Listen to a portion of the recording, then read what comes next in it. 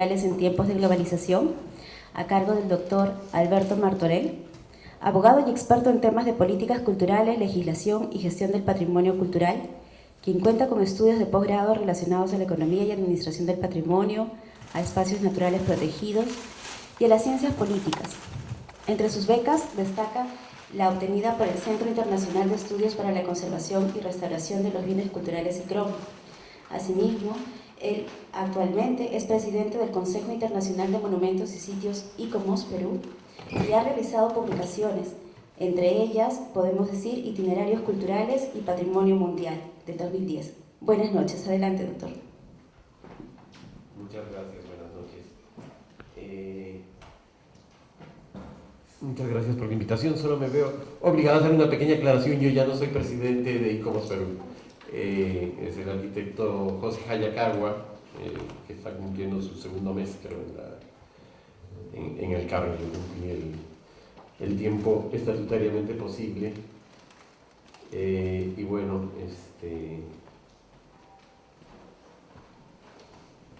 estoy dedicado a mis actividades de docencia. Siempre tenemos una cercanía bastante grande con el equipo de ICOMOS y estamos impulsando un proyecto de formación especializada en cultura y patrimonio que se llama Factor Cultura y que está en proceso de creación, aunque comenzará actividades en muy pocos días, todavía en su fase más libre, ¿no? Después va a intentar formalizar formación técnica en temas de patrimonio. Uno de los grandes temas que preocupan seguramente a todos los países del mundo es el del tráfico ilícito del patrimonio cultural. Tiene una magnitud muy grande.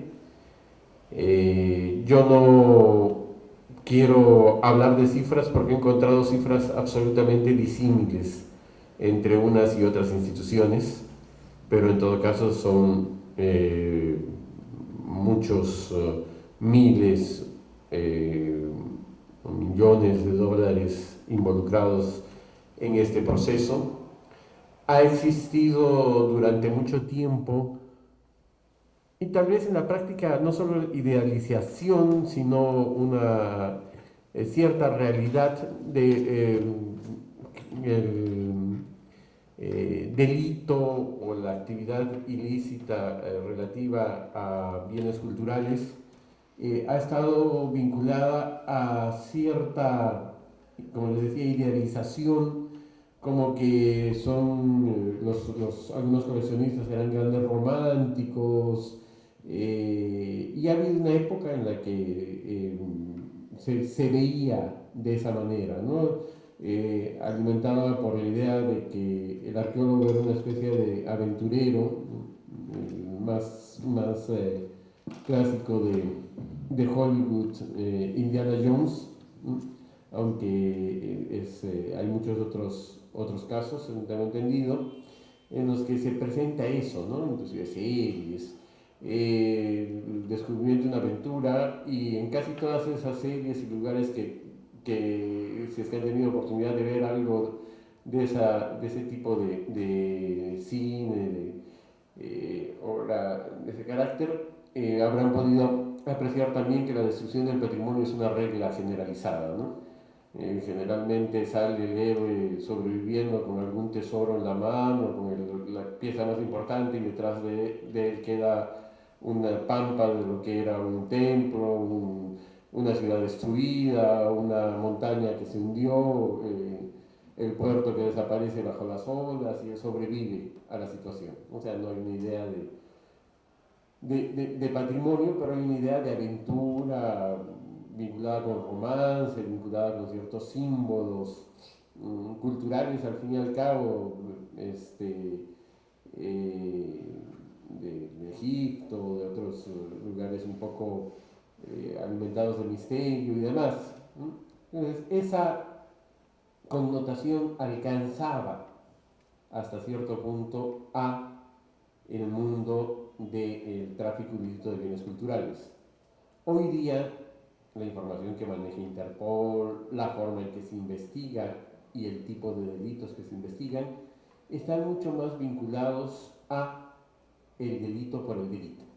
O sea, en el caso de robos hechos intencionalmente para alimentar determinada colección o para fomentar la venta en determinada zona que se sabe que hay interés y demás, los que ejecutan el robo también pueden robar joyas o pueden robar un banco o pueden asaltar cualquier otro tipo de establecimiento y también pueden meterse, por ejemplo, a un templo y robar un lienzo algún otro objeto que sea especialmente valioso. Entonces, se ha desmitificado en la práctica esa idea. Y por otro lado, también la figura del coleccionista, como el romántico, soñador, muy culto, de muy alto estatus social y demás, ya no es la misma que solía ser, ¿no? Ya no se tiene esa idea. Era una especie de salvador, y es el argumento que todavía se va a utilizar o se utiliza inclusive en lugares como grandes museos europeos para explicar la existencia de grandes colecciones que provienen de uno y otro lado del mundo, ¿no? Son instituciones que generosamente dan la oportunidad de conocer la cultura del mundo a quienes no pueden acceder de otra manera a ella. Y son inclusive temas de derechos en discusión, que lo veremos desde otro punto de vista en algún momento. Entonces, eso hace que el tema sea sumamente vigente. Hay una cierta tendencia que cada cierto tiempo las reivindicaciones de diversos países logran que retornen algunos bienes, los trámites que realizan cancillerías, ministerios o secretarías de cultura y demás tienen algunos éxitos. El hecho de que retornen piezas que fueron sustraídas ilegalmente, como las que ahora se están exhibiendo acá, hay otro grupo en exhibición casi permanente, en que cambian de cuando en cuando las piezas en unas cuantas vitrinas en el Ministerio de Cultura. Han habido grandes exposiciones y demás. Si sumamos, se han recuperado bastantes cosas y bastantes cosas importantes, pero al mismo tiempo tenemos casos como el de ya fallecido Enrico Poli Bianchi, me parece que era su segundo apellido, Enrico Poli en todo caso, un coleccionista que en la década de los 90, en la década del 2000, seguramente antes, porque su edad era bastante avanzada, declaraba abiertamente, por ejemplo, por ahí yo debo tener, si es que aún funciona un VHS, a mí ustedes ni habrán conocido el modelo de esos cartuchos para las películas o para las grabaciones gráficas, un VHS antiguo de los gordos, en los que me pasaron la grabación, pedí la grabación, creo que fui a la Católica a conseguirla, en la Católica hay un lugar donde grababan en esa época algunas cosas de los canales y demás, a este señor declarando, ya había, o sea que eso debe haber sido en 90 y bastantes, 98, 99 tal vez, ya había delito en el Código Penal, tan mal planteado como está ahora, pero había el delito en el Código Penal de tráfico de bienes culturales. Y este señor decía, sí, bueno, me acuerdo la frase más clara que recuerdo, que decía, sí, sí, yo tengo mis equipos, yo mando a mis vaqueros, ellos saben lo que me interesa, o sea, que ya no me traen cualquier cosa, me traen cosas que ya saben que son de mi interés, compro algunas cosas para vender cuando sé que son y que no me interesan a mí, pero normalmente compro solo para mí Y bueno, a veces pues yo también salgo con ellos, es divertido salir a guaquear ahí en la noche, en el desierto. Declaración pública y abierta en un medio de comunicación abierto, y no solo eso, ¿no? Hemos tenido un altísimo funcionario del Ministerio de Cultura de hace algunos gobiernos que en una entrevista, una de las primeras, si no la primera entrevista que dio, le sugirió al entrevistador que podía salir al campo, o que cuando saliera al campo aprovechara de recoger, si es que había un huequito por ahí, fuera juntando, y con el tiempo se acercara al ministerio y lo inscribiera como la colección, con el nombre del entrevistador, la colección fulanito de tal de arte precolombino. ¿Qué te parece? Le decía el ministro al que lo entrevistaba. Y eran los primeros días que entró al ministerio. Yo me enteré casi un año y medio después que hubo esa entrevista y la vi, porque eso era para exigir una salida más rápida que la entrada, ¿no? Era promoción del delito, hecha por el máximo funcionario de una institución encargada de combatir ese delito. Y decía, bueno, yo también tengo mis piezas en casa y voy a aprovechar ahora que voy seguido por la zona para inscribirlas.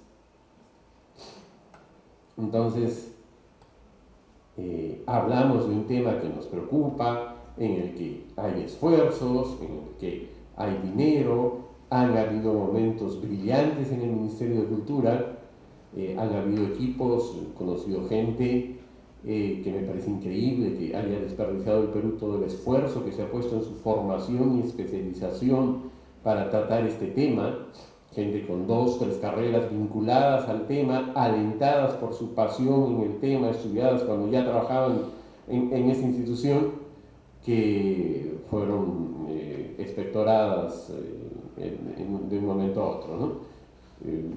Ha tenido muy buenos éxitos, este es el resultado. Entonces, por un lado hay esfuerzos notables, Cancillería dentro de mejores y momentos y otros en los que tal vez ha reaccionado lentamente, pero tiene muchos casos que mostrar en los que ha actuado, ha reclamado, ha participado, ha dado el soporte para procesos y demás. Pero al mismo tiempo, como les digo, hay situaciones como esa. La colección de Enrico Poli no ha salido en las noticias y yo no he sabido más, pero Poli ha muerto hará 2 años. Walter Alba intentó recuperar de las manos de Poli, y un presidente, directamente un presidente ya fallecido, intervino en la defensa de la colección de Poli, cuando se dio una ley para la recuperación de las piezas que se habían extraído ilícitamente de Guacarrajadas y Pan. Y cuando se iba a hacer la incautación, esa colección fue inscrita de la mano de un presidente de la República, para evitar que se hiciera esa incautación. Entonces, esa colección tiene todo o casi todo lo que fue la primera parte, la parte guaqueada de Guacarrajadas y Pan. Cuando ha muerto el señor Poli, tengo entendido que su familia no tenía interés en mantener la colección y estaban en esa discusión de si podían venderla por partes, heredarla por partes y demás, lo que es gravísimo, ¿no? Lo que es gravísimo. Nuestra normativa dice que las colecciones son unitarias, no se pueden desmembrar, y en todo caso, tratándose de esa magnitud, sí que sería esperable, y creo que no habría, disculpa en el sentido de que no hay fondos suficientes, porque creo que al final sí los hay y valdría la pena, tal vez más que la construcción del museo en las condiciones que se está haciendo, que se hubiese obligado a la venta de esa colección o procedido a la incautación finalmente. Se sabe que ha sido ilegal, hay declaraciones de la ilegalidad del origen, pero y era la colección precolombina en su momento más importante del Perú. el señor Poli cobraba $75 la entrada en algún momento a su colección. No la conozco porque me negabas, no por el monto que es fuerte, sino por el principio, no me parecía de ninguna manera aceptable colaborar con el financiamiento de una práctica así de oscura, ¿no? Entonces, una de las cosas que me pregunto cuando se me propone hablar de este tema es qué dirá nuestro documento en discusión últimos días. Yo, perdónenme, no participo en ese tipo de participaciones vía internet y demás, que serían muy interesantes, pero mi experiencia es que durante mucho tiempo en el ICOMOS no recibíamos respuesta alguna en ninguno de los casos. Así que no voy a presentar, ni ya sería personalmente, ningún punto al respecto, pero sí que estoy estudiando el documento y viendo. Y ahora hice la práctica, además de lo que ya había revisado, de hacer simplemente la búsqueda más sencilla, pero más efectiva que nos permite el sistema, ¿no? Poner el buscador de palabras, tráfico ilícito. Solo tráfico, solo ilícito. No hay más que una vez en el documento de políticas culturales, en el título de la convención, la expresión tráfico ilícito. Es decir, que nuestra política nacional de cultura propuesta no contempla el tema de la lucha contra el tráfico ilícito de bienes culturales, que nos dice que se hacen cosas importantes, dignas de ser felicitadas, que hay que alentar, pero al mismo tiempo nos falta esa coherencia general, es de darle un sentido general a los procesos que tiene que ver con entender el patrimonio como algo más que simplemente conjuntos de bienes que se exhiben y demás, ¿no? Entonces, aquí estaba la pregunta, ¿no? ¿Qué medidas se contemplan en ese plan? Y la respuesta se quedó en 3 puntos suspensivos.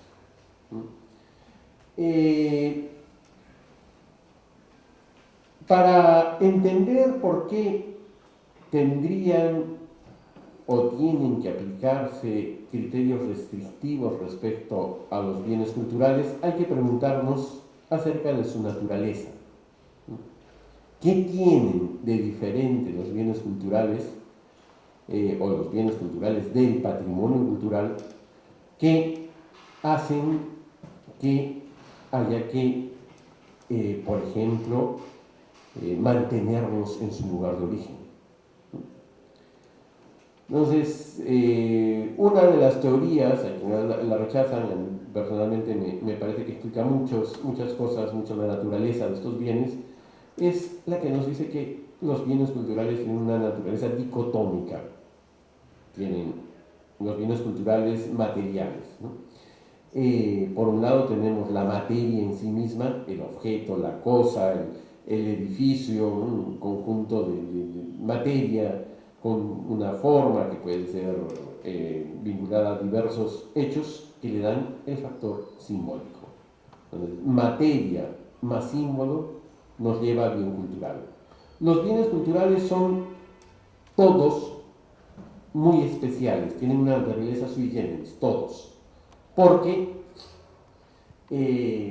por ejemplo, si yo quiero publicar un libro que ha escrito otra persona, si es que estamos en tiempos de derechos de autor propiamente dichos, porque no han pasado muchos años de esa publicación, comete un delito.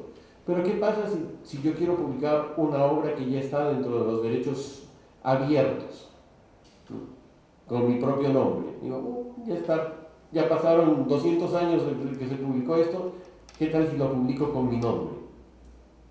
No necesita ser exactamente patrimonio cultural para ver que hay una restricción, ¿no? Ni siquiera si me busco un anónimo, porque podría decir ya, para no cambiar el nombre, para que no haya, me busco una obra anónima y le pongo mi nombre. No es concebible, no es aceptable, porque este tipo de bienes tienen en el caso de los bienes de la creatividad humana, tienen una marca sumamente especial, tienen un sentido sumamente especial, que es la impregnación de la persona en su trabajo. Son derechos personalísimos los que los defienden. Entonces, ni siquiera bienes culturales que no son patrimoniales, la obra de un pintor moderno, estas obras que nosotros vemos en algunas de las exposiciones, sobre todo la parte de exposiciones de autores vivos, activos y demás, todavía no son patrimonio cultural. Probablemente lo sean con el tiempo. Pero, ¿qué pasaría si es que yo decido cambiarle la obra a un pintor, sobre todo un pintor que ya tiene un estilo, y digo, no me gustan los colores, sí, lo he comprado, quiero tenerlo en la sala, me gusta, su firma es importante, me da caché, pero le voy a cambiar cositas al cuadro? No puedo. La obra es personalísima. El ser que la hizo está impregnado, ha impregnado con su personalidad y tiene derecho a que eso se respete, aunque haya pagado yo una fortuna por la obra. Entonces, los bienes culturales tienen esa naturaleza distinta, ¿no? Entonces, aunque tengan cierta apariencia, por ejemplo, no he buscado casos de venta de originales, de ventas ilegales, sino acá abiertamente dicen réplica de la cultura peruana. Podría ser réplica idéntica, réplica hecha con técnicas que le dan la apariencia a una pieza moderna, pero sigue siendo una pieza moderna. Es el bien materia. Y he puesto al azar también como ejemplo estas piezas que en realidad son la carátula por las que se puede ingresar, el link por el que se puede ingresar a las diversas secciones de la colección Mali que está en su parte virtual.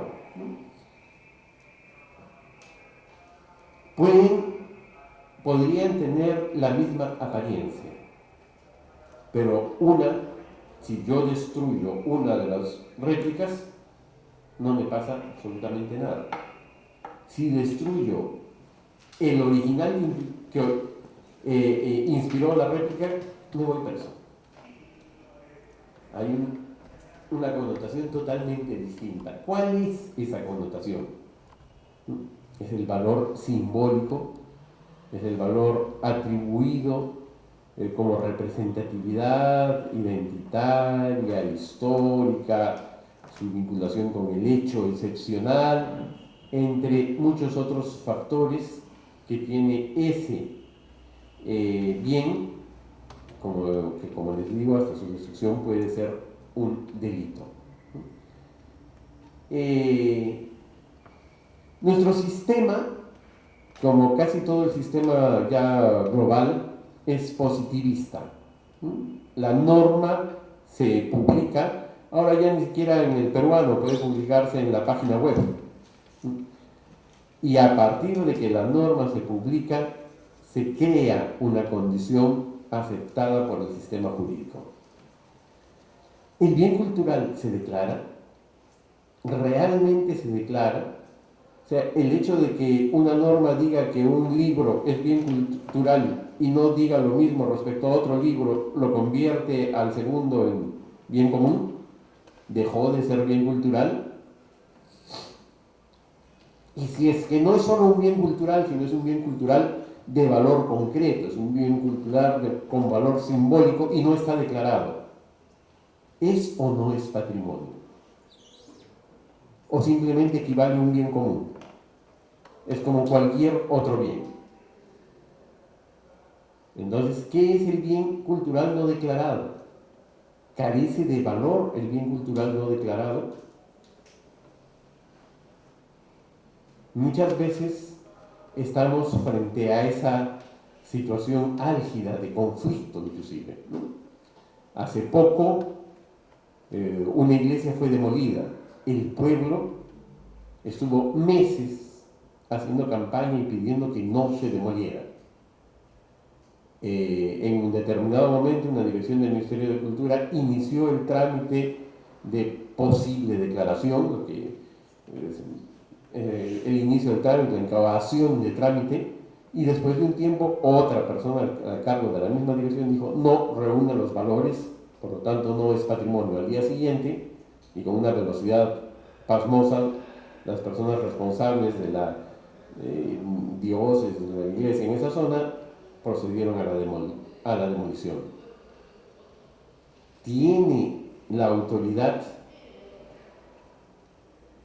un derecho real para decidir que lo que la gente siente como su patrimonio no es patrimonio? ¿Y qué pasa cuando se declara cosas que la gente no siente, no considera suyas o inclusive las considera contrarias? ¿No? Nosotros estamos acostumbrados a la idea un poco de que patrimonio es visto siempre en términos positivos, ¿no? Patrimonio también es una fuente de conflictos. La interpretación del patrimonio es una fuente de conflictos. ¿Qué pasa con el patrimonio declarado, el patrimonio de guerra, el campo de batalla? ¿Será lo mismo para los descendientes de los que ganaron la guerra o la batalla que para los descendientes de los que perdieron la batalla?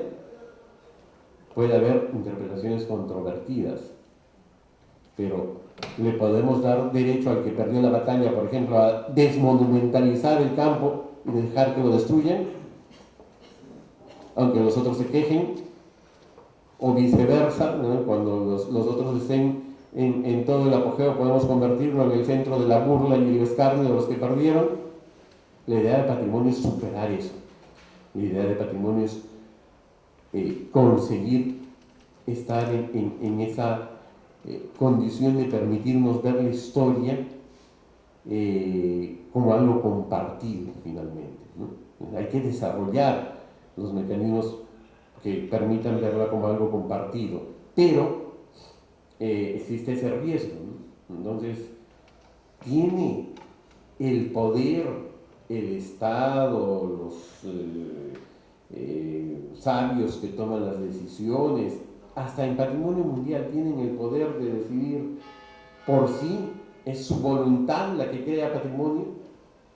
Si a alguien se le ocurre con el cargo suficiente que un objeto de acá es patrimonio sin mayor explicación porque le gusta mucho, ¿es suficiente para que sea patrimonio?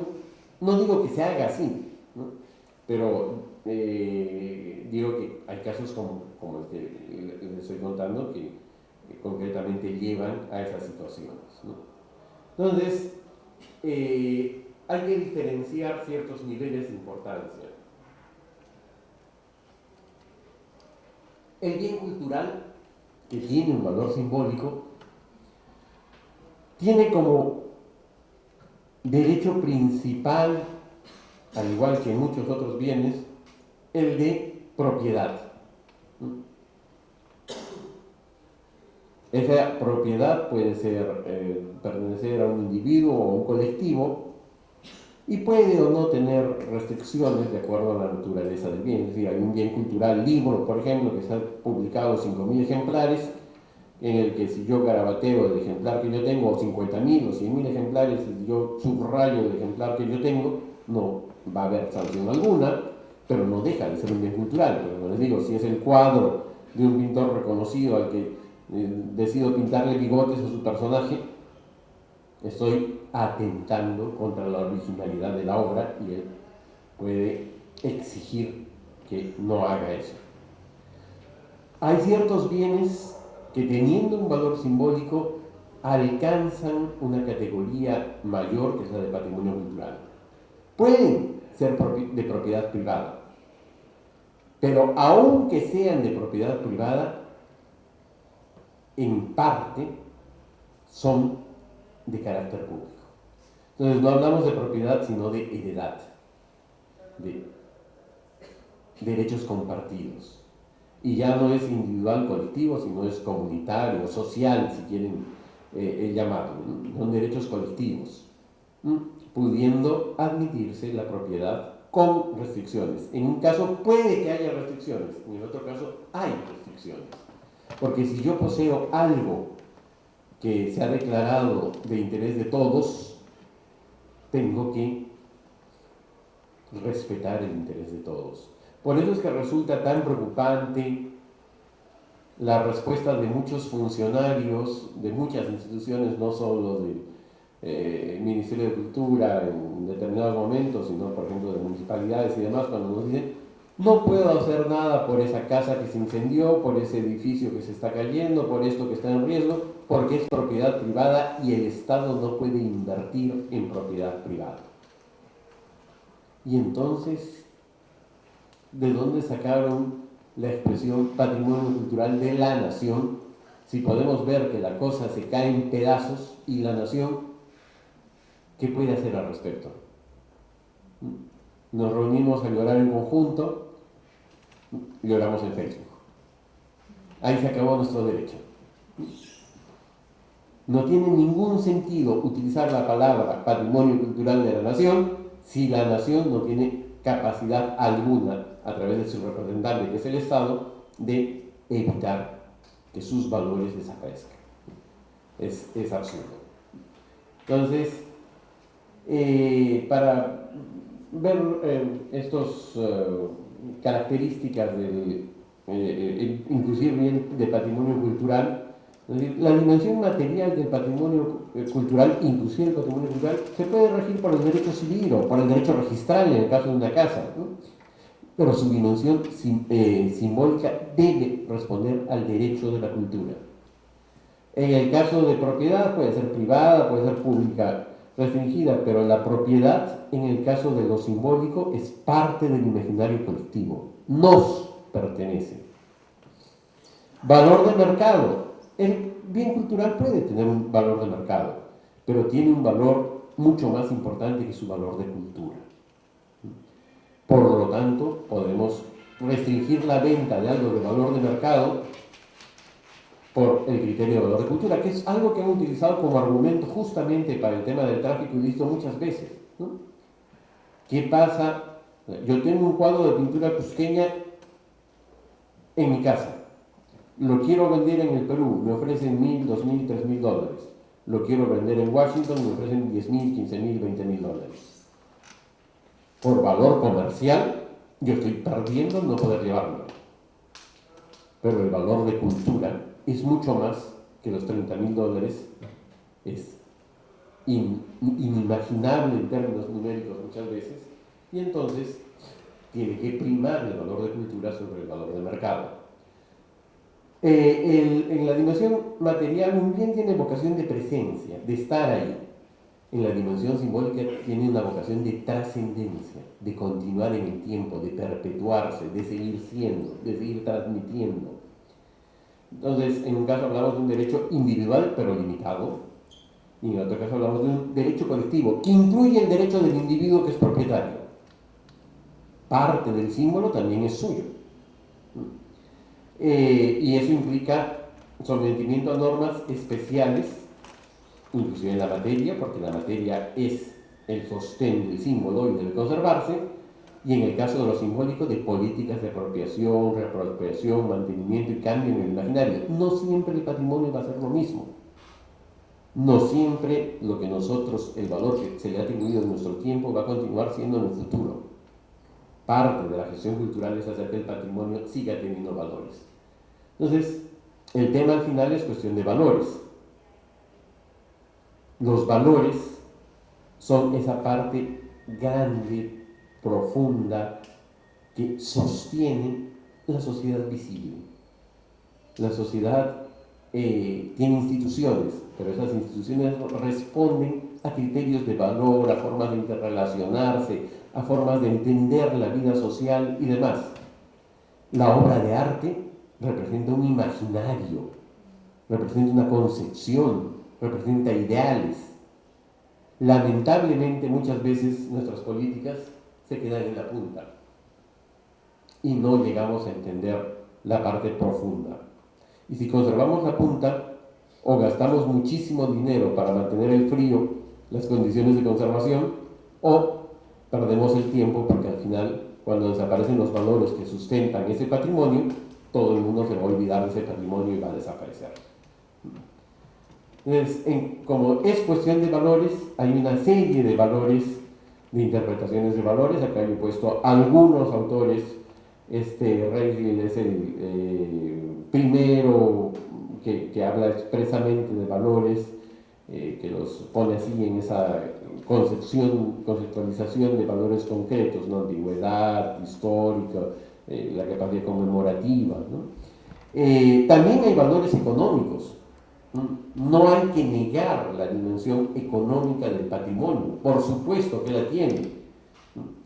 Lo que se llaman externalidades son importantísimas. Hay ciudades, pequeñas ciudades como, por ejemplo, Magdalena de Cao, cerca del Brujo, que han revolucionado su vida económica por el hecho de estar en la zona y poder desarrollar externalidades. El hecho de que van visitantes permite que tengan el restaurante, permiten que tengan la actividad, permiten que estudien guiado y tengan ese ingreso, permiten que trabajen en el sitio, etcétera, etcétera. Ha cambiado su vida económicamente. O sea, también están esos valores y también son sumamente válidos, son sumamente importantes. Entonces, esa doble dimensión de los bienes culturales, la UNESCO también nos hace notar que hace que muchas veces utilicemos los términos de una manera indistinta, un poco desordenada. Nuestra legislación, hay que decirlo, utiliza tal cantidad de términos disímiles para definir lo mismo que termina generando más desorden que orden, más falta de posibilidad de comprender que comprensión. Entonces, por ejemplo, acá la UNESCO nos dice, habla de propiedad, de patrimonio, de bienes y de objetos culturales, para dar algunos ejemplos de formas en las que unos países y otros se refieren a patrimonio, ¿no? Y es, por lo tanto, un tema complejo, difícil, y en temas de relaciones internacionales, como las que tienen que ver con el tráfico ilícito, al final son relaciones internacionales, son dos estados o ciudadanos de diversos estados los que van a verse. Eso genera un grado de complejidad en los procesos. Por otro lado, lo que entendemos por patrimonio cultural es cada vez más complejo. Imagínense, al comienzo solamente monumentos, un inmueble, una escultura, un parque tal vez, limitado en la ciudad, ¿no? Para pasar a ambientes urbanos monumentales, centros históricos, paisajes culturales. Los paisajes culturales ya son funcionales. Y llegamos a itinerarios culturales, por ejemplo, ¿no? Donde es la funcionalidad la que explica el patrimonio. Entonces, hay un proceso de crecimiento, pero aún así hay que tener en cuenta que, como dice acá este español Luis Anita, no se le puede atribuir valor fundacional a la decisión administrativa. Eso sería tanto como afirmar que la administración le concede calificativo de cultura a algo. Y hay que tener mucho cuidado con eso. Ese es otro tema, me salgo un poquito, pero es que es sumamente importante y sumamente importante en la coyuntura en la que estamos. Cuando se crea el Ministerio de Cultura, utilizan dos términos para definir sus funciones: exclusivas y excluyentes. Yo he revisado otras leyes orgánicas de ministerios. Defensa, por ejemplo, no tiene competencias excluyentes. ¿No les parece un poco contradictorio afirmar que cultura que debe ser la inclusión de todos, ¿no? Y que debe generar el encuentro de todos los peruanos? Es el sector cultura, tiene funciones excluyentes. Y si ustedes leen el texto que está ahorita colgado en el ministerio, en la web del Ministerio de Cultura, hay en la parte introductoria una referencia que dice: el Ministerio de Cultura ha decidido abrir a debate el tema de las políticas culturales o algo así, coma, que corresponden, de acuerdo al artículo tal de la ley de creación, a competencias exclusivas y excluyentes. O sea, teniendo el Ministerio de Cultura el derecho a hacerlo solito, es tan buena gente que nos está permitiendo participar. Y eso lleva a la otra situación que yo les decía, ¿no? No contestan las participaciones, terminan siendo participaciones que espero que no sea el caso, pero no creo que, sinceramente, que eso vaya a cambiar. Terminan siendo, bueno, que conste que recibimos 1000 participaciones, 1000 aportes, ¿no? Se recibieron 1000 emails con aportes. Así, ¿y dónde están? Ah, sí, se han sistematizado, se ha comentado que dijeron esto, dijeron lo otro, dijeron, pero al final el cambio real, el aporte real es el debate. La cultura es dialéctica.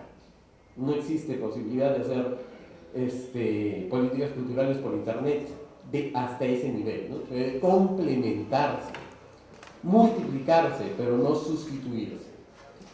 Y entonces el bien cultural tiene una naturaleza sui generis, una naturaleza única, que es su inmaterialidad, su simbolismo y demás, cumple una función y es objeto de una tutela, de un sistema de tutela.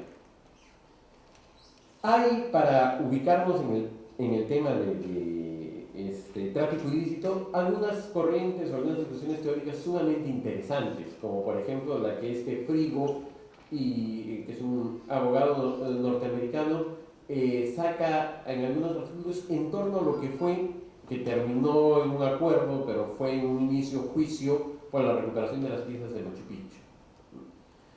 Él plantea que Estados Unidos, que es donde el concepto de propiedad privada, como ustedes saben, es casi sagrado, está comenzando a entender y a cambiar hacia una visión de un concepto que va de cultural property, que sería bien cultural, a cultural heritage, que sería patrimonio cultural, que significa que se le está reconociendo otro nivel, otras características, la capacidad de representar evidencias materiales de la cultura, es decir, la capacidad simbólica como un factor para definir la propiedad de bienes culturales, inclusive en los Estados Unidos.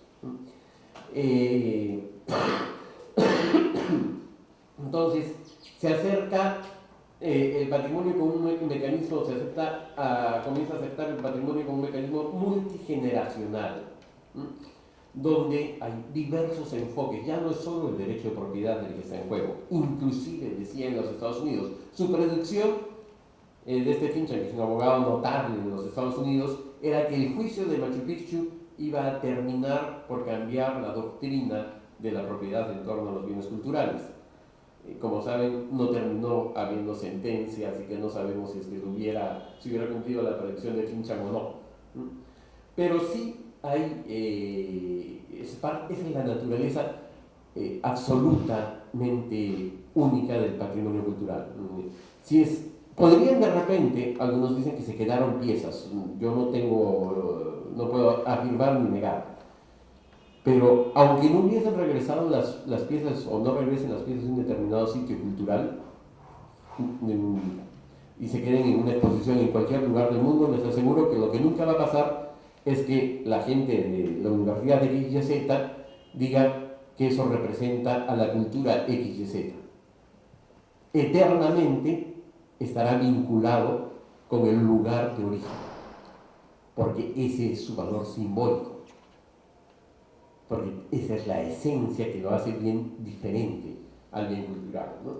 Entonces, ese es un proceso que si en Estados Unidos se entiende esa otra dimensión del patrimonio cultural, por su influencia en el derecho anglosajón sería sumamente interesante, ¿no? Pero estamos tratando de aclarar esa naturaleza absolutamente disímil, porque a partir de eso creo que hay algunas premisas que deberían cambiar en la forma en el mundo en el que se entiende el tema del patrimonio y la pérdida del patrimonio, ¿no?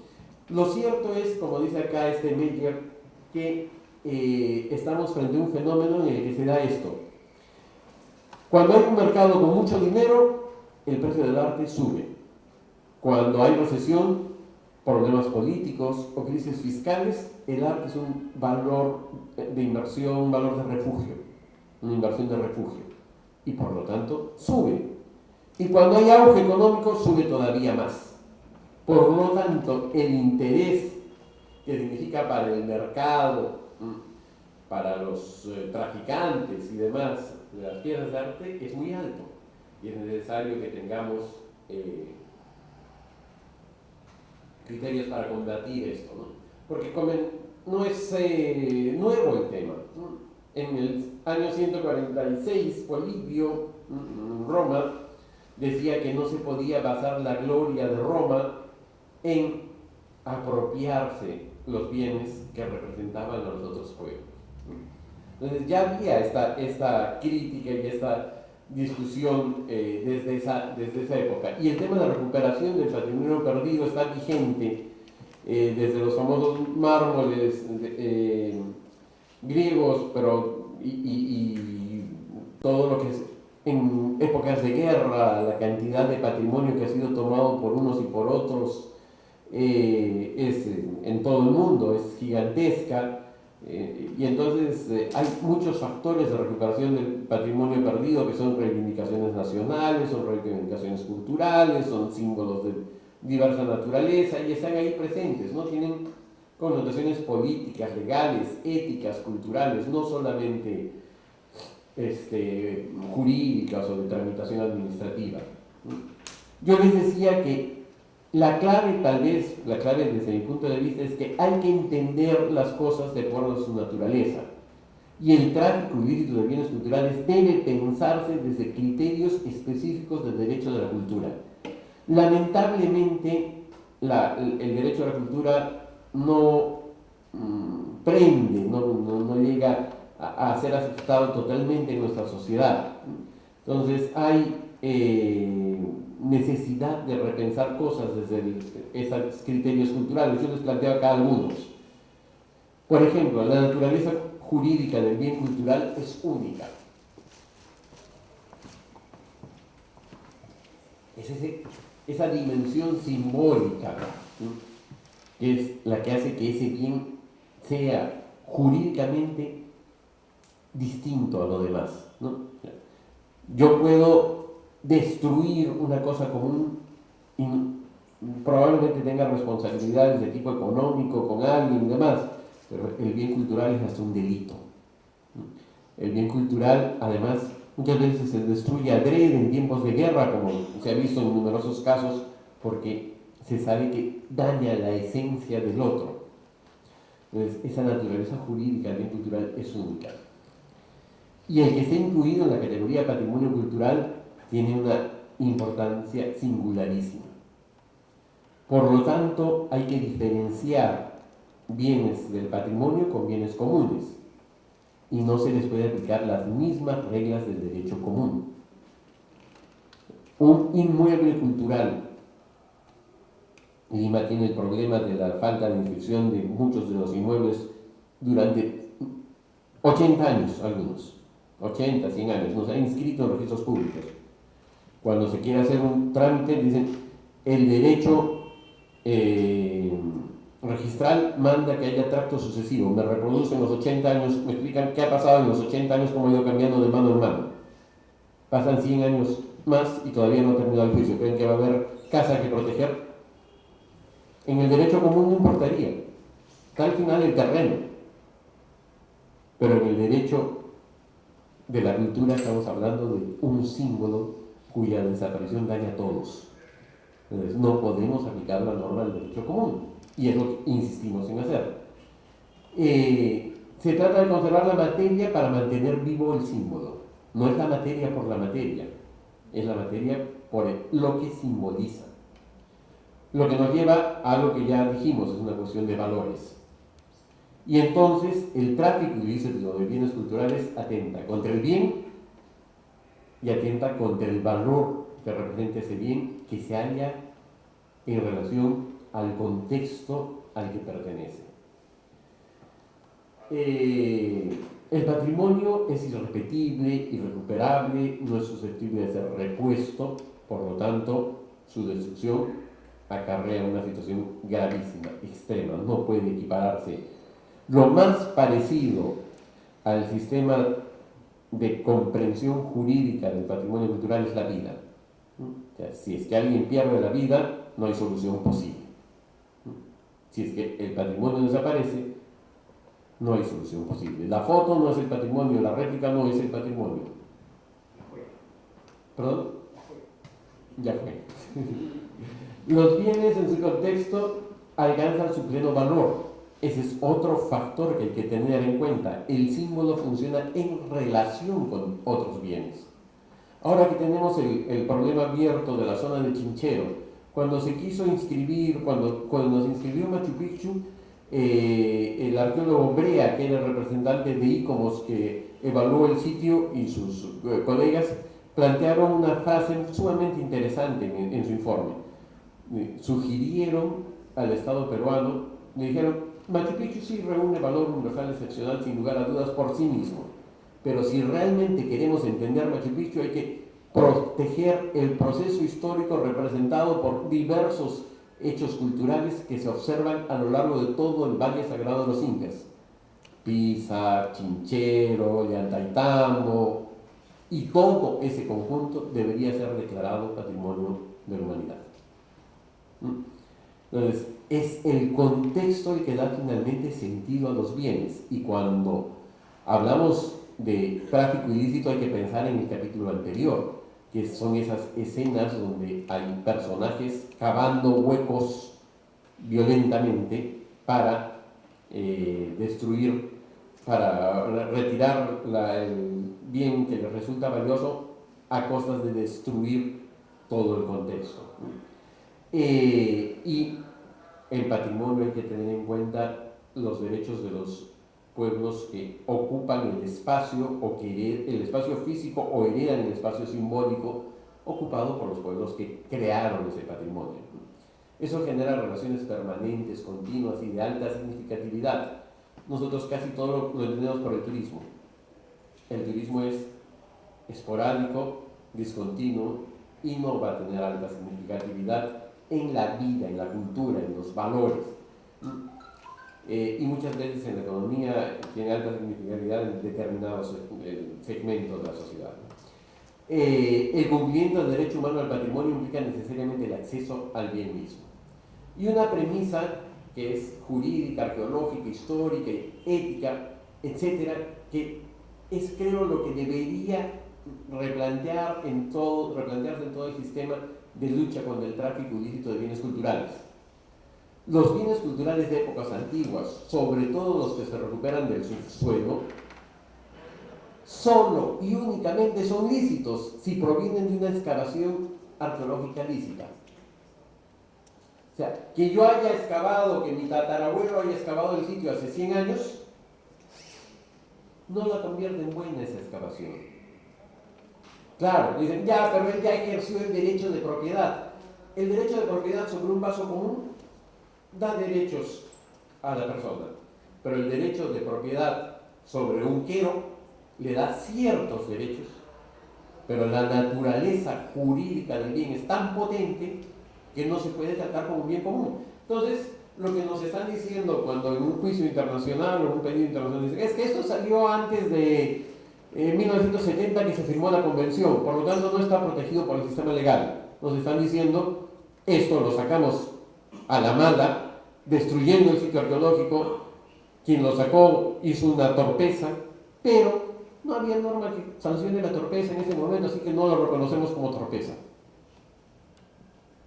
O sea, es un poco cínica la situación, jurídicamente perfecta.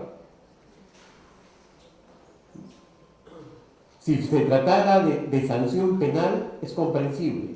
O sea, por más malo que sea un hecho, si no está claramente establecido como delito, quien lo cometió, de repente no actuó con intención de que estaba haciendo un daño a la sociedad. Tiene que estar expresamente puesto. pero eso es para la parte delictiva. Pero para la parte simbólica, el hecho de que lo sacaran en el 50, que se llevaran en el 50 una pieza única de una cultura, la hace menos única, disminuye el valor cultural de esa pieza en relación a la cultura a la que le fue extraída. Creo que hay valores superiores. Y estamos actuando por los valores en el mundo en general, ¿no? Por los valores formales, por los valores jurídicos expresos, por el derecho positivo y no por los valores de fondo, que son los valores de los derechos culturales.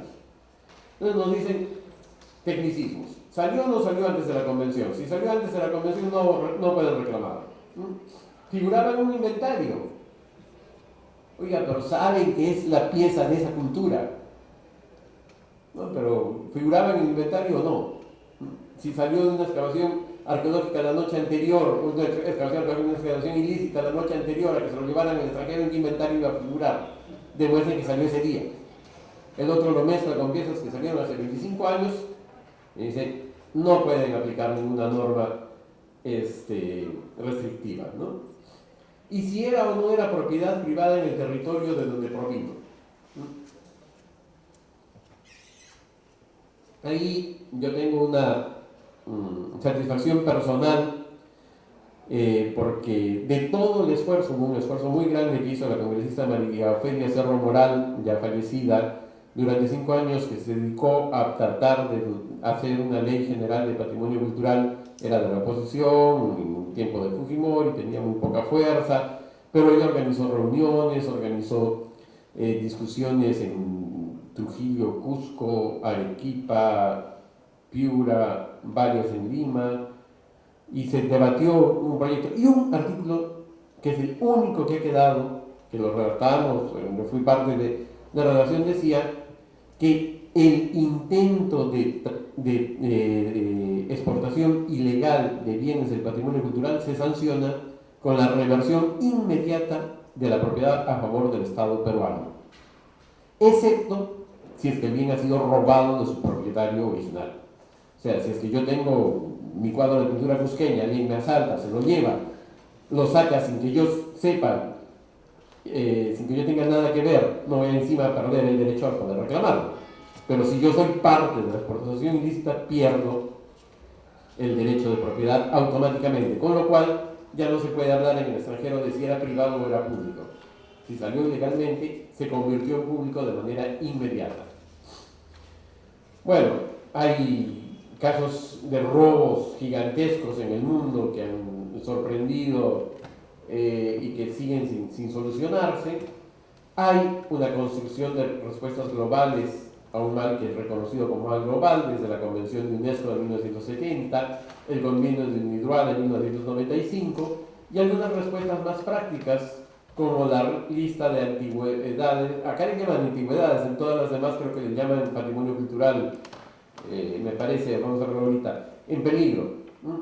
Que es un intento de ICOM para dar facilidades para la ubicación por categorías, no por piezas de bienes culturales. Paralelamente publica los 100 objetos más buscados, me parece que llaman, del patrimonio cultural, que ya son objetos concretos, ¿no?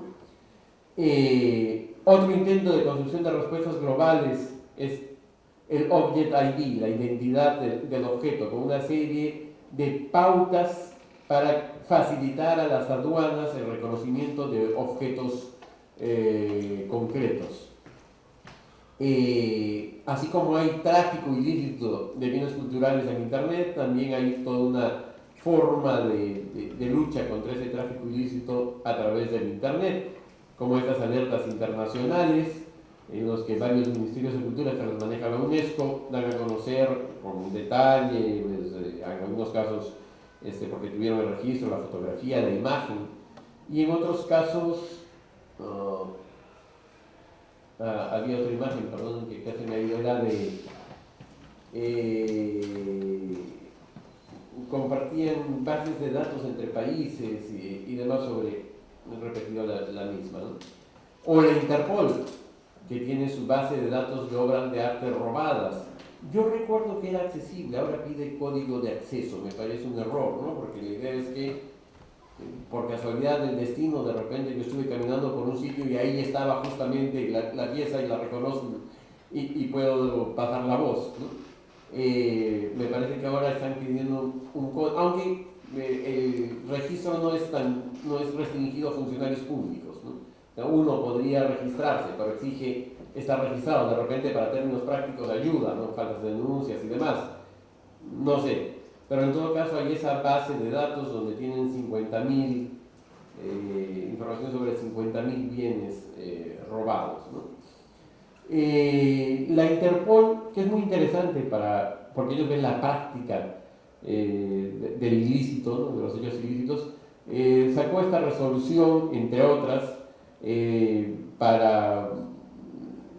sobre lo que deben hacer los estados para facilitar la recuperación de los bienes robados, ¿no? Legislación apropiada, ahí vamos a ver que tenemos una tarea ardua por hacer, bastantes cosas que corregir.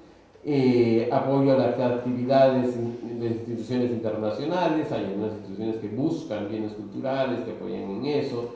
El criterio de adquisición de buena fe debe ser muy prolijamente definido, ¿no? Porque todos los códigos de ética que felizmente sean las normas deontológicas de museos que felizmente y de coleccionistas que han comenzado a tomarse más en serio, hablan de la buena fe, ¿no? Entonces hay que definir cuál es la frontera de esa buena fe, porque si no protege al adquiriente de buena fe, ¿no? La restitución al propietario legal en caso de que hubiera habido robo, la información necesaria para las autoridades, la cooperación nacional e internacional, formación adecuada, una cosa importantísima, que los museos o instituciones similares tengan descripciones y fotografíen. Ahora la tecnología nos facilita la posibilidad de fotografiar, ¿no? En otras épocas tener una colección fotografiada era miles, el costo altísimo, ¿no? Tener el rollo, el revelado, mantener el papel, ¿eh? Ahora hay muchas posibilidades para eso, ¿no? La protección de los museos, de los bienes culturales en los museos, en fin. Otro ejemplo, bueno, eso sobre el Object ID que decíamos, ¿no? Que es un estándar que busca darle a la comunidad de museos una práctica. Y esto está un poquito desordenado, desordenadas diapositivas, disculpen, esto es la lista roja en otros países, ¿no? Egipto, Irak, comenzó la cosa en Irak cuando se saqueó el Museo del Hombre, me parece que se llamaba, en la guerra, ¿no? Se siguen recuperando cosas que sacaron, dicen, soldados a pedido, ¿no? Ya sabían qué cosas los coleccionistas encargaban a algunos soldados. Esta página lamentablemente no está funcionando, es un trabajo notable que han hecho desde el público sobre el tema del tráfico ilícito en diversos países y la destrucción de sitios arqueológicos. Espero que vuelva pronto al aire, pero las últimas semanas que yo quería algunos datos ahí no estaba funcionando y el día mismo tampoco. Y hay temas controvertidos, porque cuando nos dicen una gran colección de carácter mundial, nos dicen eso da opción a quien no puede viajar, a quien no puede desplazarse, a quien no está en una zona más cercana, de conocer la cultura de todos. Y no deja de ser muy interesante, ¿no? ¿Se imaginan tener un museo en Lima donde haya objetos europeos, asiáticos, africanos, americanos, y que nosotros podamos ir, observarlos, estudiarlos? No deja de ser emocionante la idea, ¿no? Solo que muy pocos realmente pueden tenerlo, ¿no? Los de Inglaterra, los de Estados Unidos, Alemania, Francia. Pero ¿realmente es un favor, una opción superior? O lo que están viendo es parte de la historia, porque están viendo también muchas cosas. No sé si ustedes piensan en colecciones de esos grandes museos, tienen cosas notablemente expuestas y también tienen cosas a veces muy valiosas que están en entre un montón de objetos a los que el visitante les da una miradita o se dedica pues un mes al museo si es que tiene muchísimo interés y ve una parte con detalle.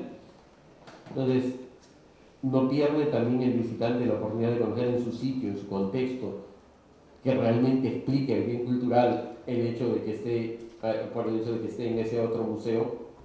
Tal vez sería interesante. Hay toda teoría y derecho sobre compartir bienes culturales, ¿no? Sería interesante tal vez que eso funcione. También esa teoría, por ejemplo, acá hace referencia a Lourdes Arizpe, que fue directora general de Cultura de la UNESCO, tiene que ver con una serie de cambios que se están dando, se están reconociendo, y hay que reconocer dentro de los mercados los procesos culturales también. Pero también es el tema del tráfico, ¿no?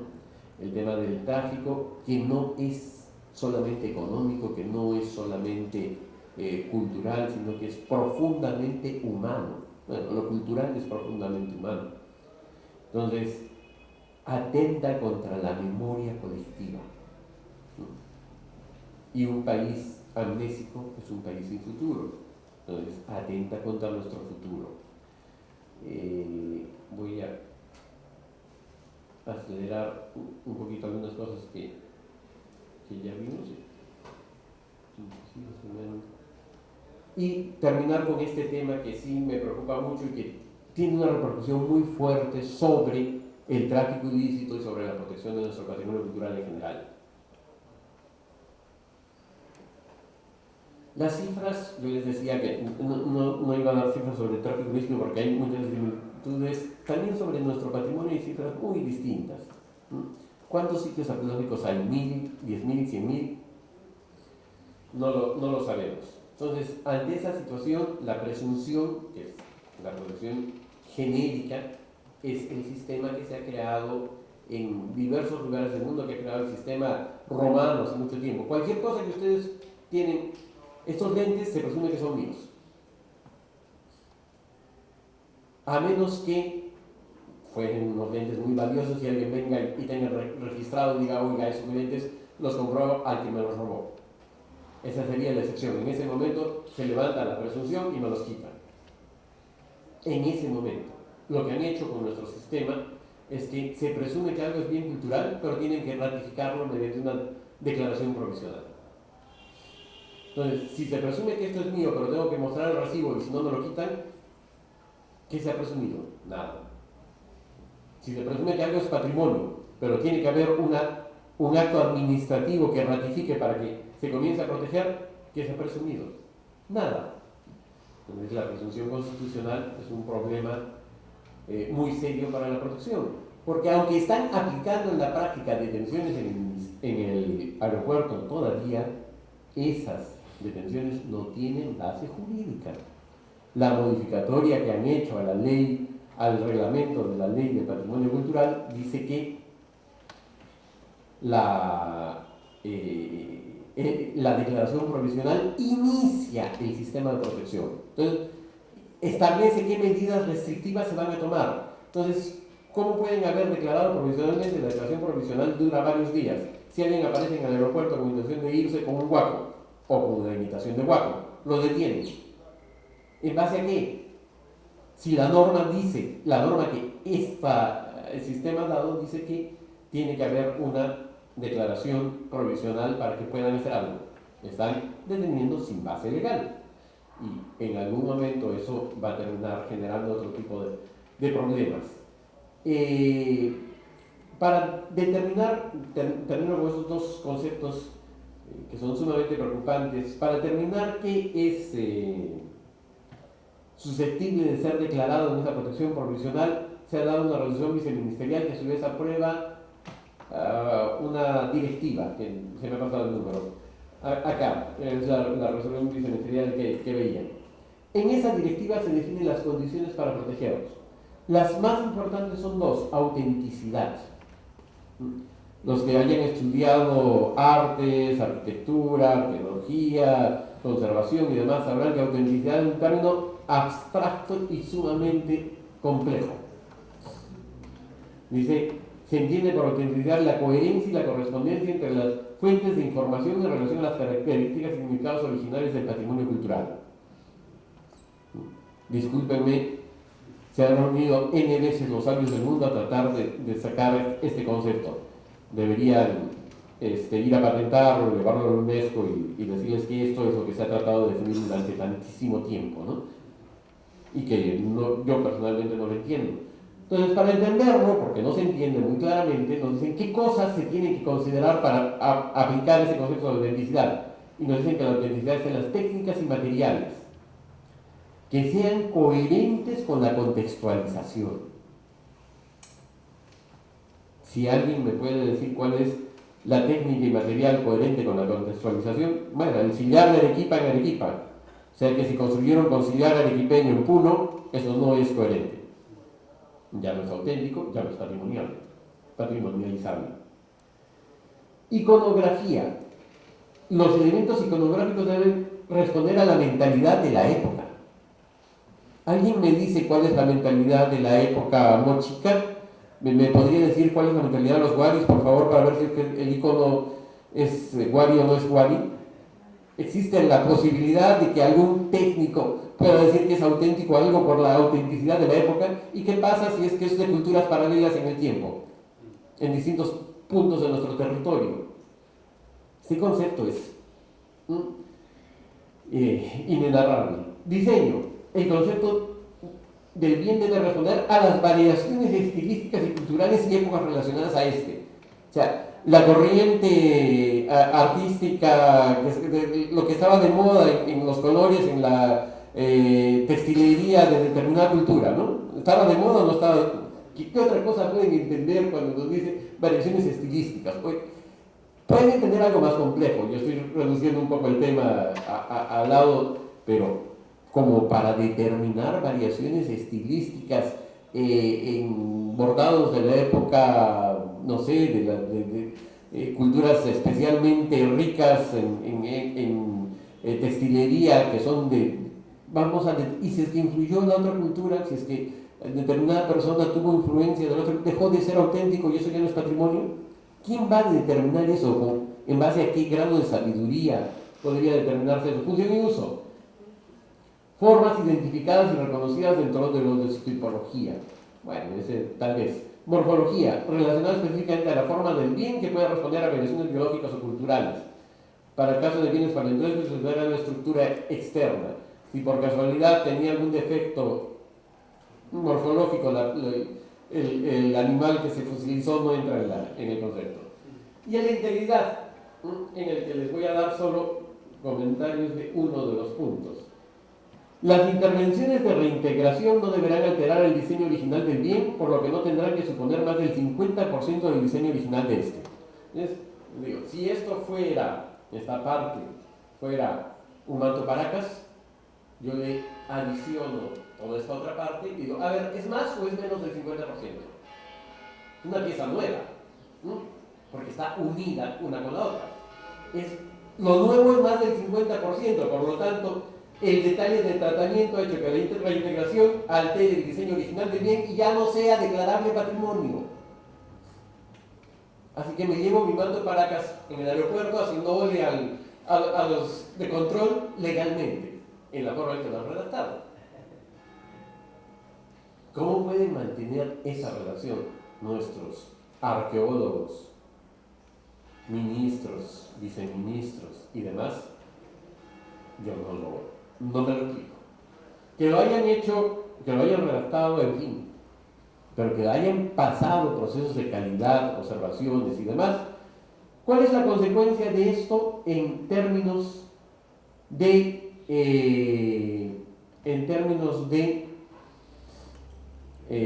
tráfico ilícito de bienes culturales?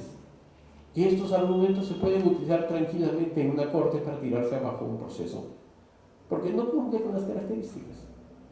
Además, el proceso es sumamente complejo, hay notificación, una serie de actos. Se supone que todas las declaraciones de condición de protección provisional las hace, primero era solamente el viceministro, luego han decidido delegar.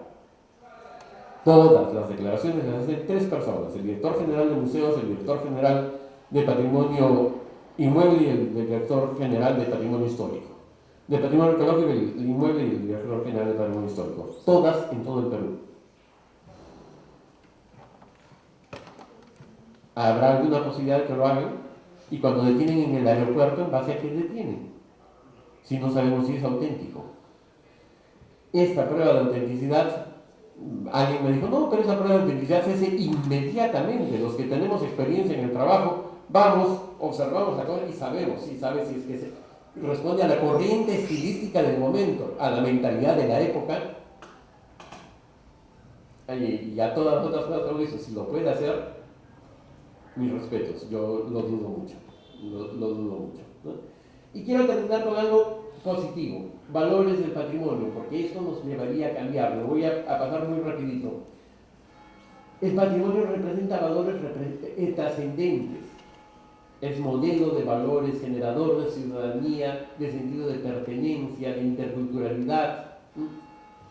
La crisis que tenemos en Tía María y en N otros lugares de nuestro territorio es una crisis cultural. No hemos querido asumirlo, no queremos darnos cuenta. Si tenemos gente que no se preocupa mutuamente, no, ni uno ni otro, mutuamente, por el bienestar compartido, que es cultural, patrimonio cultural nos hace creer, sentir que somos parte de lo mismo. Si no tenemos eso, no tenemos posibilidad de crear encuentros. Nuestros diálogos son vacíos, nuestras crisis son periódicas. Se cierran congresos, a lo largo de nuestra historia se han cerrado 9 veces. Hay auges económicos, también hemos tenido auges económicos notables. Con el guano el Perú era rico, ahora también está mucho mejor económicamente. Esperemos que dure. ¿Qué se necesita para que dure? Seres humanos, capital humano. Eso es cultural. Valores de desarrollo. El patrimonio es un factor de desarrollo descentralizado, notable. Por eso es el valor del sitio. Fuente de creatividad. Hemos tenido hace poco una de las cosas buenas que hace el ministerio, que es esta Ruragmagia, que hay gente que dedica muchas cosas, pero al final el resultado es interesante. Miren cómo la creatividad heredada da tanto. Mejora de la calidad de vida, tecnología alternativa. Contra el cambio global, nuestra tecnología antigua de irrigación parece ser lo único que nos va a salvar. Valores económicos. El hecho de creer en uno mismo es un valor económico. Conocimiento acumulado en muchos años, externalidades. Turismo cultural, por supuesto, bienvenido. Pero no turismo cultural que venga a aplastar por miles todo, porque ni siquiera ellos se van a sentir haciendo cultura. Lucha contra la corrupción desde la cultura es la única manera de luchar contra la corrupción. El abanderado del tema debería ser el Ministerio de Cultura. Conocer el patrimonio, identidad, utilizar el patrimonio, incorporarlo en diversas formas, incorporar los símbolos en el urbanismo, es generar ciudadanía.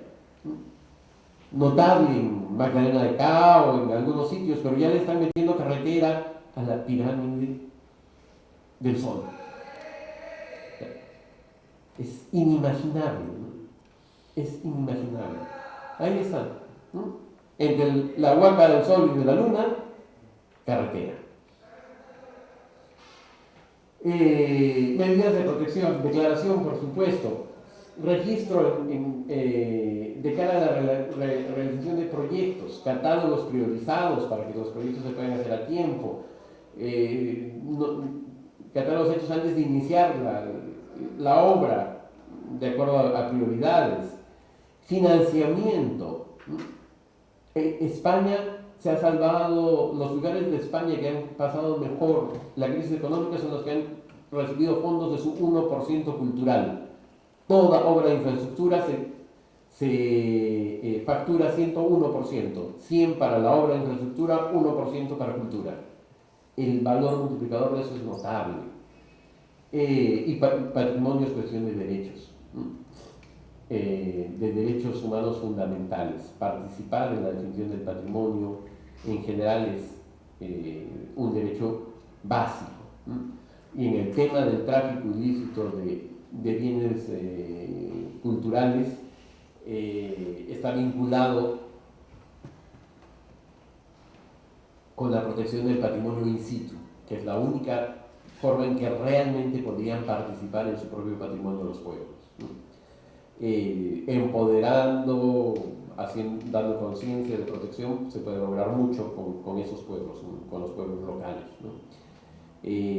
No crean que los huaqueros que nosotros tenemos actualmente excavando en cualquier sitio son tan torpes, digamos, como para querer seguir siendo huaqueros cuando tengan la información de todas las posibilidades de desarrollo que les permitiría el bien en su sitio. Y claro, toda la literatura lo dice claramente. Veía un vídeo esta mañana de sitios en Centroamérica. Promedio del costo de las máscaras teotihuacanas, no son teotihuacanas, hay otras similares a las teotihuacanas en otras zonas de la misma cultura, pero más en la zona de Guatemala. Bajísimo, bajísimo, por decir 100 soles en su moneda. Precio de algunas de esas máscaras en el mercado internacional, 3 millones de dólares. ¿Creen que los huaqueros, si tuvieran noción y posibilidad de entender el valor de eso, seguirían huaqueando por 100 soles que además les permiten sobrevivir un día más? No tiene sentido, ¿no? Pero eso forma parte de una política coherente. Como les decía al comienzo, es sintomático que nuestro documento de políticas culturales del 2030, ahora en debate en Internet, no utilice la palabra tráfico ilícito prácticamente en toda su extensión, ¿no? Entonces, hay que alentar las cosas que se hacen bien. Desde Relaciones Exteriores se han hecho recuperaciones interesantes, ha tenido muy buenos momentos el Ministerio que debe recuperar, hay un conocimiento acumulado de mucha experiencia en la recuperación de bienes culturales. Personas de nuestro ministerio han sido designadas para presidir comisiones internacionales, para decidir políticas mundiales de tráfico ilícito y ya no están ahí, pero seguramente pueden sumar experiencia, tenemos que romper las rupturas. Nuestro sector cultura está roto, dividido por todos lados, ¿no? Por intereses en muchos casos, pero los que no tenemos intereses también nos dividimos por criterios, por tendencias, por ideologías, y al final todos restamos. En eso, ese es el caso típico, ¿no? Del río revuelto, ganancia de pescadores. Eso hay que cambiarlo, ¿no? Fortalecerlo bien hecho y ponernos duro con lo que se está haciendo mal y no se permitir que siga eso. Y perdonen que me he extendido muchísimo, pero el tema es complejo. Gracias.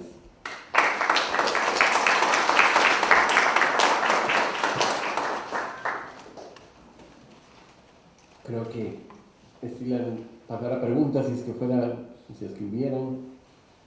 Comentaba eso Susan, que está...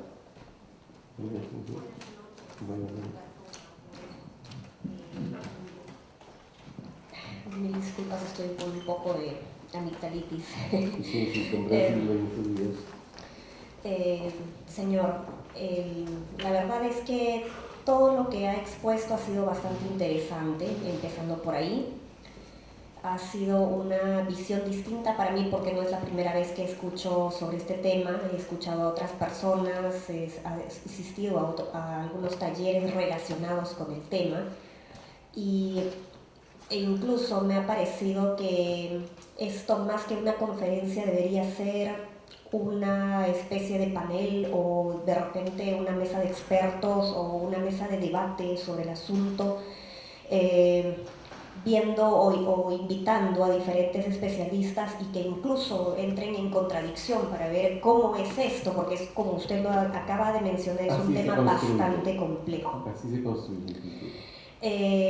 Recuerdo que en uno de los últimos talleres a los que asistí, una arqueóloga estaba mencionando el tema sobre la diferencia entre lo que es el inventario, registro y catalogación de bienes culturales. Un bien podría ser inventariado, mas no necesariamente pasar a un registro, y de un registro no necesariamente pasa a una catalogación. Y bueno, ella establecía las diferencias y nos mencionaba cuáles son los criterios que impone o que expone el Ministerio de Cultura actualmente. Bajo esa premisa, creo que usted debe saber de estos términos, y sabiendo que hay tanto bien cultural en el país, es posible de una manera ética, disculpe, alcanzar todo esto que usted nos ha mencionado, porque incluso esta arqueóloga mencionaba que es colombiana. En mi país, decía ella, no tenemos tanta variedad, tanta riqueza cultural como la tienen ustedes. En el caso de ustedes, el Ministerio de Cultura incluso tiene que hacer diferentes fichas técnicas para elaborar registros, inventarios. En mi país es una sola ficha. Y por otro lado,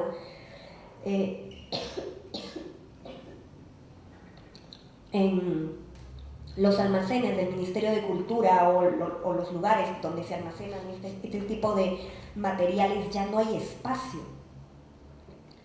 decía ella. Entonces, ¿qué hacemos frente a esto? Hay una precariedad. El Ministerio de Cultura también es un ministerio que, por lo que he escuchado en varios lugares, en varias entrevistas que he escuchado, es un ministerio sin presupuesto. Y bueno, no quiero ser más negativa, pero me parece que hay mucho que hacer y como usted también lo ha hecho evidente, también la forma como redactamos y qué aceptamos como criterios es algo fundamental y debe de conversarse entre varios especialistas, desde el derecho, desde la arqueología, desde el punto de vista histórico, desde el punto de vista, no sé, otros interdisciplinario, me parece. Disculpe por el comentario. Bueno, muchas gracias, me parece muy valioso. Justamente yo he tratado de traer nuevos temas a esto, porque sí, he estado escuchando muchos vídeos, por ejemplo, y sobre todo los que son nuestros, los que son internos, hay una serie de aspectos que son ya casi cliché, ¿no? Que se repiten en una y otra, y yo creo que hay que tratar de buscar nuevos ángulos para entender el problema, para proponer nuevas formas de solución, porque es evidente que las que se han venido desarrollando no tienen los resultados que serían deseables, ¿no? El tema del sistema de registro, de la sistematización de los bienes culturales es sin lugar a dudas complejo. Entonces, los diversos niveles de información que permiten tener un conjunto de datos mucho más precisos y demás, que son los ideales, deben ser una aspiración, cierto.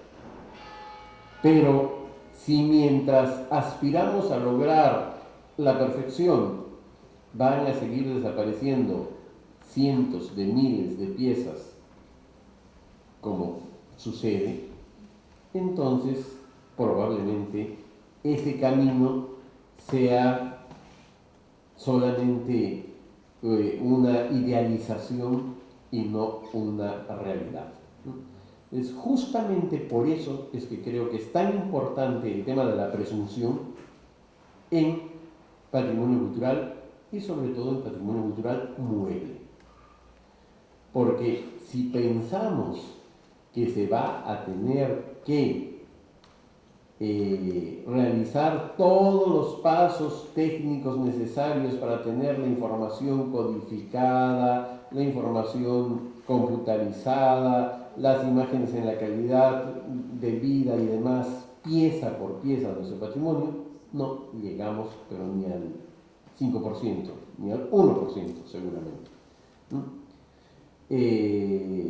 Ni siquiera realmente tenemos datos ciertos de cuántas piezas hay en los almacenes del Museo de Antropología. Han cambiado drásticamente las versiones sobre cuánto tenemos, ¿no?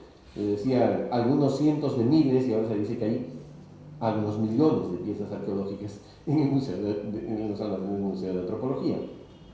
Además está el cuartel de Santa Catalina, que es el otro local del Ministerio de Cultura, donde hace unos meses sacó un informe la Contraloría diciendo el estado calamitoso en el que está.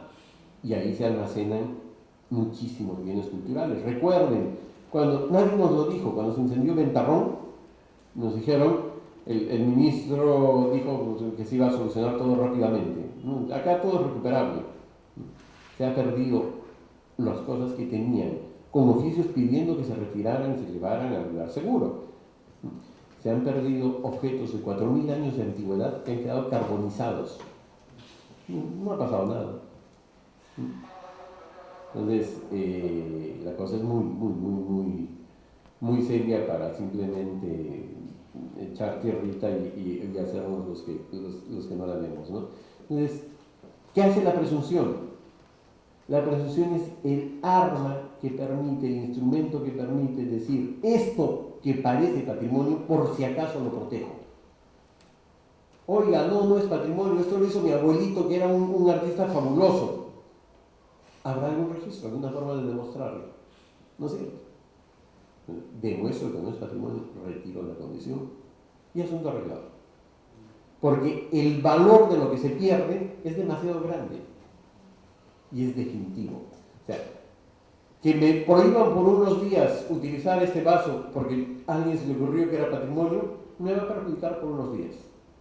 Que lo destruyan o que yo lo destruya siendo patrimonio, nos va a perjudicar a todos para siempre. ¿Cuál es el valor preferido? El de todos, el que beneficia a todos, el que interesa a todos. Pero nuestro sistema, que piensa en mercado, compra-venta y demás, favorece el valor como objeto y el derecho como derecho individual. En este caso no funciona así. Y no funciona así no porque sea pensamientos de uno u otro color, porque el individuo es también perjudicado en ese proceso.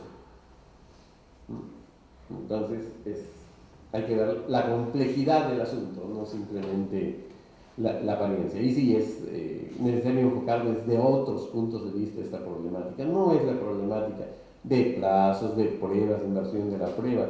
Parten en eso, parten en lo más básico, en la definición de qué es lo que estamos defendiendo, en la aplicación del derecho de patrimonio cultural, del derecho cultural en este punto, ¿no?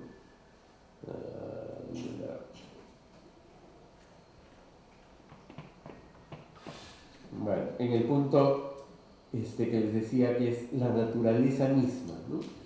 Y que los bienes culturales que fueron sacados a la mala hace 100 años destruyeron contextos y destruyeron otros bienes culturales. No los vamos a meter presos a los descendientes del que los sacó, pero tampoco se les puede decir que son absolutamente libres de hacer lo que quieran. Hay que poner condiciones. Algunos han asumido esas condiciones y tienen museos interesantísimos. Otros, como el caso de Poli, quieren seguir haciendo de las suyas con el patrimonio.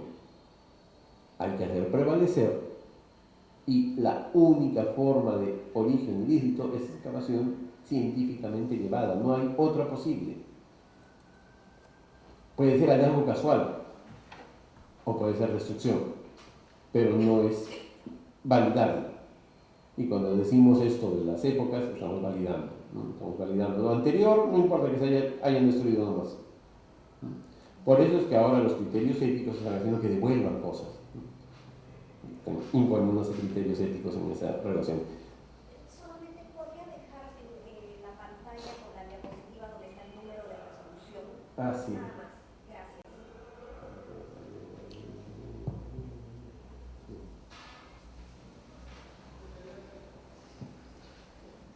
Ahí está.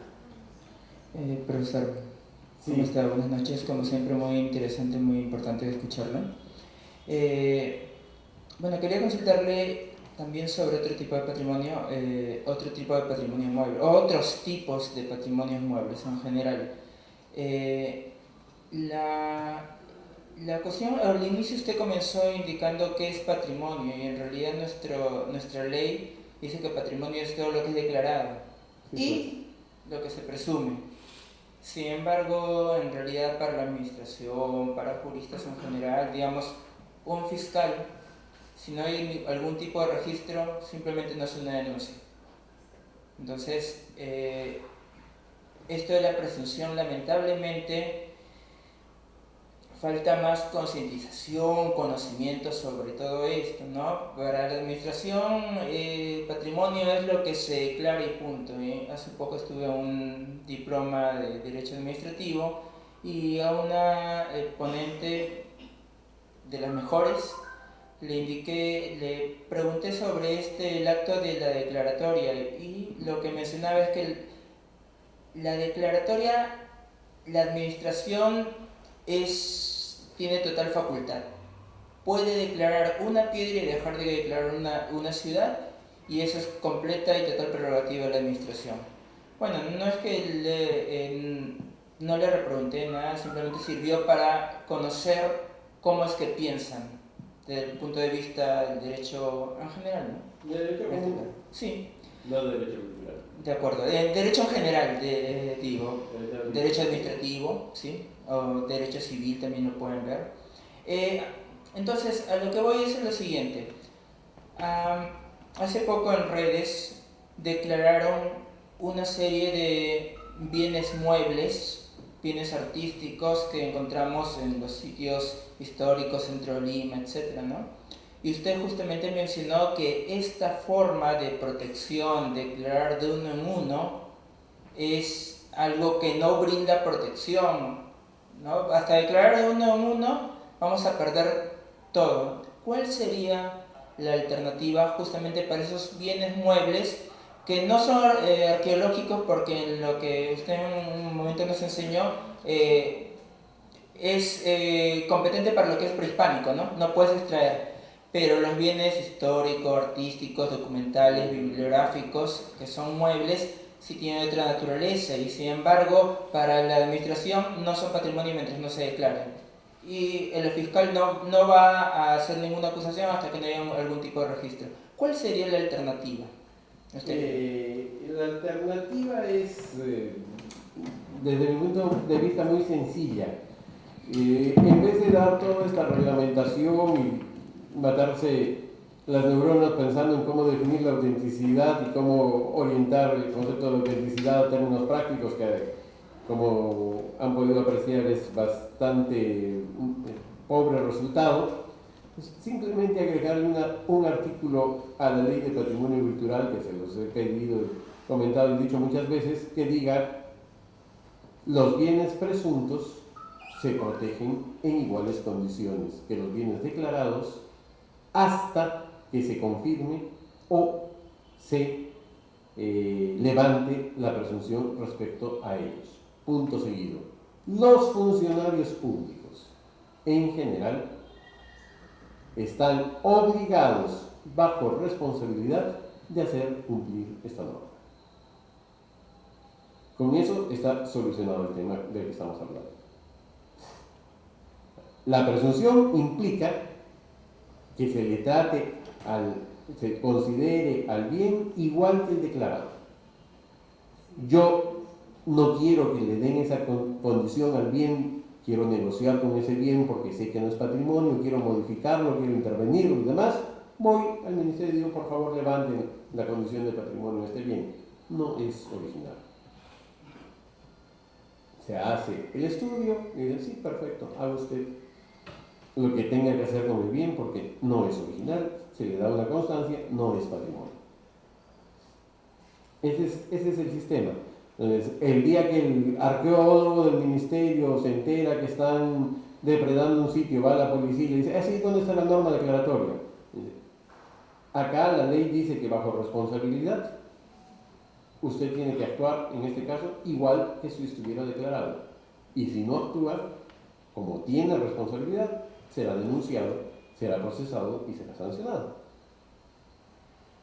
Ahora, en nuestra época, se cuidan mucho de ese tema de las sanciones las autoridades, así que, los funcionarios, así que una cosa negativa, una observación o una sanción en su legajo, para un policía, por ejemplo, puede implicar que nunca ascienda. Entonces, seguramente tendría mucho más cuidado, ¿no? Avanzaríamos, pero es así de sencillo, es activar la presunción. Ha estado desactivada, sí, pues no la cumplimos, hay que hacer algo para que se cumpla. En el reglamento debería decir: la presunción es opera igual que la declaración hasta que se confirme o se levante la presunción. Mientras tanto, opera. Y se protege las cosas como si fueran patrimonio hasta que sucede ese hecho administrativo. Pero lo que han dicho es, la presunción está ahí, pero requiere un trámite para que se active. Entonces la presunción es nada, porque mientras no se haya activado, en la práctica, no me acuerdo el nombre exacto, pero había una huaca hace poco en San Martín de Porres, que el vecino le pasó Caterpillar, ¿no? Le pasó aplanadora, para hacer su cantidad de jugo, no sé qué. A los 2 o 3 días llegó el ministerio. No había todavía, en Paraíso no había este problema, lo hicieron, pero no, es una vaca más pequeña en San Martín de Porres, en una zona más en la ciudad misma y tal.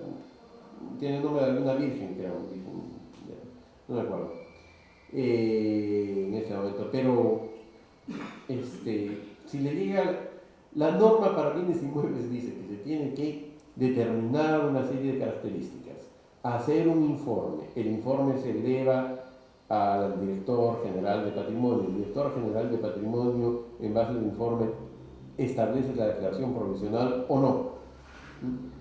Esa declaración provisional debe ser notificada a la persona afectada por la declaración. En Lima, cuando no hay información fácil en los registros públicos, si se tiene que pedir que se haga la investigación en los registros públicos, me dicen que demoran entre 30 y 45 días en responderle al ministerio. Imagínense eso en algún lugar alejado de nuestro territorio. ¿Cuándo le responderá a registros públicos a quién tienen que notificar? Mientras no notifiquen, la persona puede seguir destruyendo. La norma dice, a partir de que se dicte esta resolución se prohíbe estas y estas actividades, significa las anteriores, el día anterior, lo que hicieron anteriormente no estaban prohibidas. A partir de esta resolución se prohíbe. Pero la norma también dice que la resolución tiene vigencia desde que se notifica. Es decir, por más que diga es a partir de que se notifique esta resolución que está obligada la persona a cesar los actos. En la práctica también creo que han habido algunos casos que han incautado, por ejemplo, esteras o casitas prefabricadas, una invasión, y se están pillando los dedos. No tienen base legal por la norma que ellos mismos han dado. Como no les queda otra que tratar de salvar ciertas situaciones, están tomando el camino corto, ¿no? Pero en realidad lo que deberían hacer es reconocer que esta normativa está técnicamente equivocada y volver a un buen camino, ¿no? Tratar de hacerlo bien. El Ministerio lamentablemente ha desarrollado la idea de que, así como te contestaron que tienen competencia para hacer y para declarar, también tienen, como las políticas culturales, no es competencia exclusiva y excluyente, pero manden sus ideas a ver. Aclarados, competencia exclusiva y excluyente del Ministerio. No está obligado a escucharnos, pero fíjense qué grandes autoridades tenemos que nos escuchan. Es un poco eso, ¿no?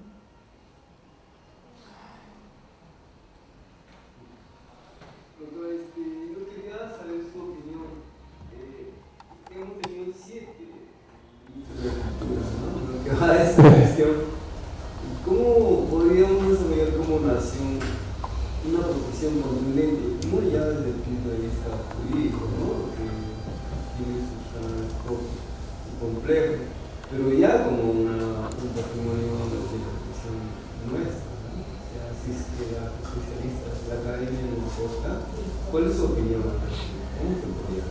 Yo creo que estamos en una situación tal que casi ya no tengo esperanza en que algo vaya a suceder con el Estado.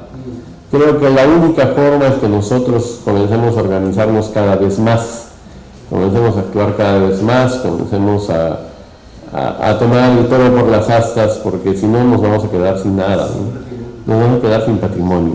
Esa es un poco la apuesta que estamos intentando con la creación de este centro de formación que la idea es, por ejemplo, que sea una especie de base para que diversas asociaciones que muchas veces están buscando dónde reunirse y tal, tengan un espacio donde puedan organizarse, hacer actividades, difundir temas de patrimonio y demás, ¿no? Es un poco nuestra esperanza de que esto se convierta en una especie de eje de políticas culturales, porque las políticas culturales las hacemos nosotros, día a día. Eso de que es política excluyente, que es facultad excluyente del Ministerio de Cultura, es una burla. Gracias.